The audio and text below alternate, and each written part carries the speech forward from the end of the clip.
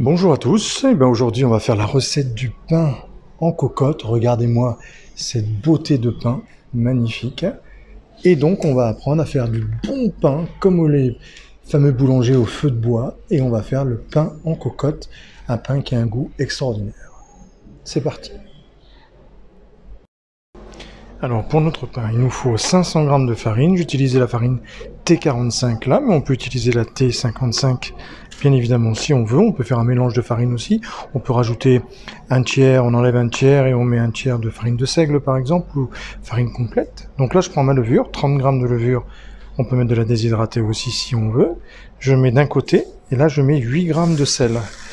Voilà, que je mets de l'autre côté pour pas que ce soit en contact direct avec la levure, pour pas que ça cuise la levure, car le sel peut cuire la levure. Et là, j'ai 400 g d'eau tiède, mais tiède plus, c'est-à-dire quand même assez chaude, hein, mais pas bouillante non plus. Et je verse dessus mes 400 g, 400 ml d'eau. Et je mélange tout simplement ma farine et mon eau, ma levure et mon sel, tout simplement comme ça. Alors d'aspect, c'est pas très joli, j'en mets en plus un peu à côté. Et on pétrit comme ceci. Donc on pétrit juste avec la spatule, et on pétrit pas en fait, hein. On mélange tout simplement. Accident de parcours. Voilà, on pétrit pas en fait, hein. On mélange tout simplement. Et on obtient donc ceci, une pâte, vous voyez, plutôt homogène. Et là, hop, je la laisse telle quelle. Vous voyez, je m'embête pas. J'ai pétri comme ça. Voilà. Donc 500 g de farine, 8 g de sel, 30 g de levure et 400 ml, 400 g d'eau relativement tiède plus, hein, assez chaude quand même. Et là je mets un torchon humide dessus où je filme bien en voyant, en enveloppant complètement le saladier. Et je vais le laisser une nuit complète au frigo. Et en fait 12 heures, idéalement 12 heures au repos.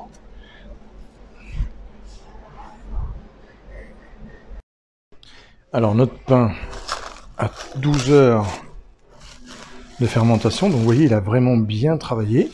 Il n'est pas très beau hein, d'aspect, hein, mais bon ça c'est pas grave, c'est après cuisson qu'il aura un bel aspect. Vous voyez, mais il a bien fermenté, du coup la fermentation donne vraiment du goût. Donc là on va sortir le pain de notre saladier, on va bien mettre de la farine sur la table, et on sort le pain directement comme ça. Voilà.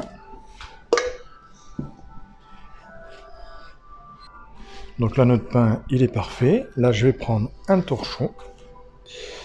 Je vais bien mettre de la farine dessus. Donc je prends un torchon. Je prends mon pain directement comme ça. Hop, j'ai mis beaucoup de farine, vous voyez, sur le torchon. Voilà.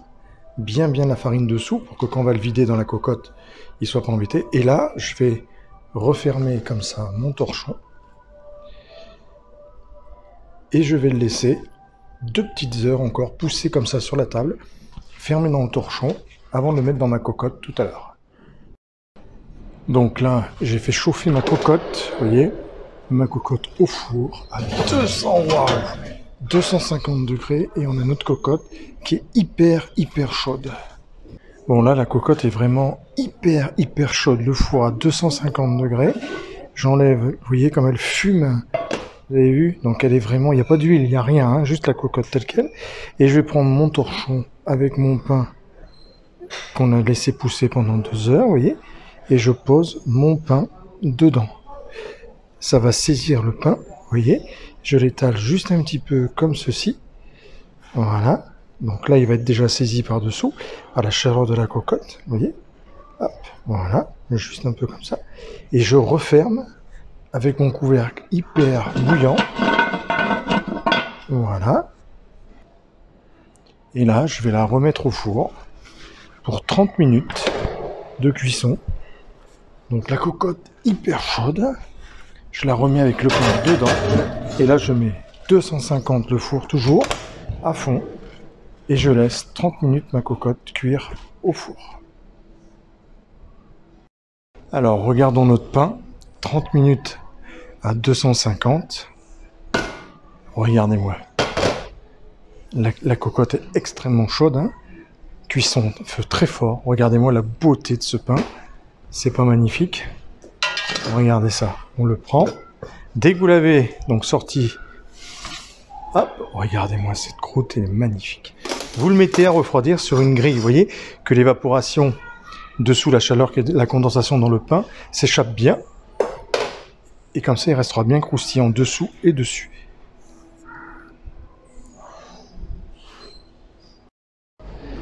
Donc notre pain est cuit, bien un peu refroidi, vous voyez, sur la grille, très important. Alors bien sûr, vous pouvez le faire, rajouter dedans quand on fait la pâte au début. Vous pouvez bien sûr rajouter des oignons confits, des noix, des épices. Vous pouvez aromatiser votre pain à ce que vous avez envie, hein, bien évidemment. Hein. Rien ne vous empêche. Et là, on va couper notre pain en deux pour voir un peu l'intérieur, hein, parce que c'est bien joli de... Vous voyez, on entend bien. Pour voir s'il est cuit, c'est tout simple. On tape dessus. Vous voyez, quand ça sonne creux, c'est que c'est cuit. Et voilà. Et là, on a notre pain, vous voyez. Une belle mie, vous voyez, magnifique. Du croustillant, écoutez. Vous voyez, magnifique. Et là, pour manger à table, au petit déjeuner, tout ça, c'est divin. Vous avez vu, c'est pas compliqué. Il n'y a même pas de pétrissage. Hein. Pour faire du bon pain maison, il faut toujours avoir un bol avec de la pâte dedans d'avance, une cocotte toujours prête, et vous avez du pain sur 2 jours, parce que c'est un pain qui conserve au moins 2 ou 3 jours. Voilà, donc à bientôt pour d'autres recettes.